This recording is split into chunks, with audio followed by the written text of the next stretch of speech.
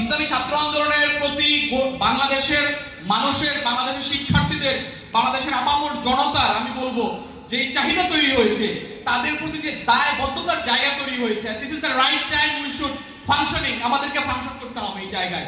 অতএব আমরা যদি ফাংশন করতে না পারি, আমরা কিন্তু বামপন্থার মতো হারিয়ে যাবো এক সময়। ওই যে বিলিভ ইন রেটোরিক্স, এই রেটোরিক্সের মধ্যে থাকলে কিন্তু আমরা হারিয়ে যাবো এক সময়। তো সেই জন্য ইসলামী ছাত্র আন্দোলন বাংলাদেশ খুব চমৎকারভাবে আগাচ্ছে এবং সারা বাংলাদেশের মানুষের মধ্যে যে জাগরণ তৈরি হয়েছে, ক্যাম্পাসগুলোতে যে একটা পুনর্জাগরণ তৈরি হয়েছে, এটাকে নতুনভাবে ধরে রাখতে হবে এবং ছাত্র আন্দোলনের নতুন যারা দায়িত্বশীল হবেন আমি তাদের কাছে অনুরোধ জানাতে চাই, ক্যাম্পাস ভিত্তিক পলিটিক্সটাকে যদি আমরা ধারণ করতে না পারি, তাহলে কিন্তু আমরাও মানে বামপন্থীরা যেরকম ক্যাম্পাস আটকায় আছে জাতির অন্যান্য জায়গায় নাই, ঠিক আমরা যদি মানে ক্যাম্পাস বিমুখী একটা রাজনৈতিক ধারা মানে তৈরি করতে চাই, এটা কিন্তু কাউন্টেবল হবে না।